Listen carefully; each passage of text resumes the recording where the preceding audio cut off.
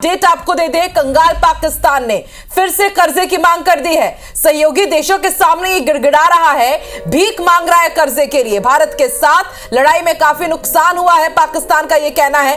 भारत के साथ तनाव को कम कराए दुनिया, पाकिस्तान ये भी कह रहा है। और हमारा शेयर मार्केट तबाह हो गया और अभी तो ये बस शुरुआत है। पाकिस्तान सरकार, पाकिस्तान आवाम आगे अभी देखेगी कि आगे आगे क्या होता है। दुनिया के सामने अब आप देखिए किस तरह से कर्जे के लिए गिड़गिड़ा रहा है, फिर से यहां पर भीख मांग रहा है।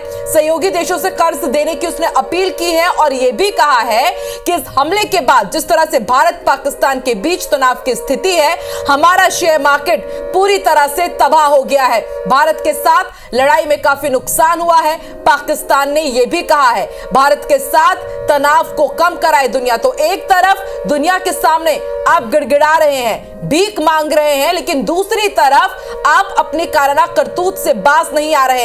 लगातार आप देखिए किस तरह से पाकिस्तान भारत के अंदर घुसने की कोशिश कर रहा है, भारत के सैन्य ठिकानों को, रिहायशी इलाकों को निशाना बनाने की कोशिश कर रहा है। लेकिन हमारा एयर डिफेंस सिस्टम कितना मजबूत है, इसका उदाहरण एक बार नहीं कई बार देखने को मिला है।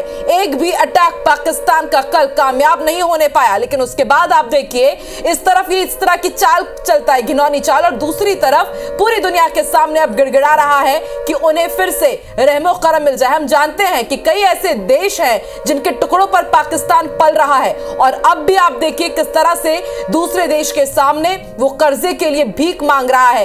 ये कह रहा है कि सहयोगी देश हमें कर्ज दे दे, हमारा साथ दे। इसके साथ ही ये भी कहा है कि भारत के साथ लड़ाई में काफी नुकसान हुआ है। एक तो आप आतंकियों को पालेंगे, उन्हें ट्रेन करेंगे, उसके बाद जब भारत आतंकी गढ़ को नेस्तनाबूद करने जाता है तो आप देखिए किस तरह से पाकिस्तान रिटेलिएट कर रहा है। लेकिन भाई आखिर रिटेलिएट किस बात का?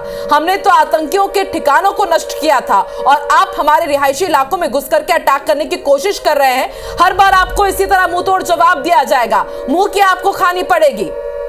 और अब आप देखिए किस तरह से कभी कोई सांसद रो रहा होता है तो कभी कोई हमले के डर से इंग्लैंड भाग जाने की बात करता है। और अब आप देखिए किस तरह से दूसरे देशों के सामने अब पाकिस्तान भीख भी मांग रहा है। और अब सीधे रुख कर लेते हैं न्यूज रूम का।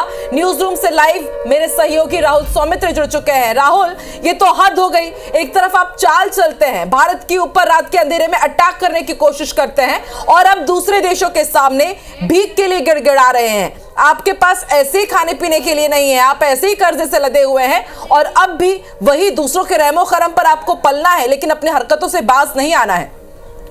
आकांक्षा, आपने बिल्कुल ठीक कहा कि पाकिस्तान भीख मांग रहा है, पहली बात तो। लेकिन अपने दर्शकों को मैं बताना चाहूंगा कि ये economic affairs division government of Pakistan का वेरीफाइड अकाउंट है, जिसमें पाकिस्तान की तरफ से ये एक्स पर पोस्ट किया गया है। Government of Pakistan appeals to international partners for more loans after heavy losses. ये पाकिस्तान लिख रहा है, heavy losses inflict by enemy. ये वो कह रहा है accelerating war and stock crash, यानी वो ये साफ तौर पर मान रहा है कि उसका बड़ा नुकसान हुआ है, स्टॉक गिर गया है। और बाद में उसने देखिए ये वर्ल्ड बैंक को उसने टैग किया है, इंडिया पाकिस्तान वॉर लिखा, यानी वो मान रहा है कि वॉर शुरू हो गया है। और बाद में पाकिस्तान जिंदाबाद उसने लिखा है। ये उनकी तरफ से बाकायदा ट्वीट किया गया है एक्स पोस्ट पर, economic affairs division government of Pakistan. चूंकि IBC 24 इस समय संवेदनशील पत्रकारिता करने में यकीन करा, जैसा कि हम हमेशा करते आए हैं, और यही वजह है कि नंबर 1 है, ये न्यूज़ चैनल है।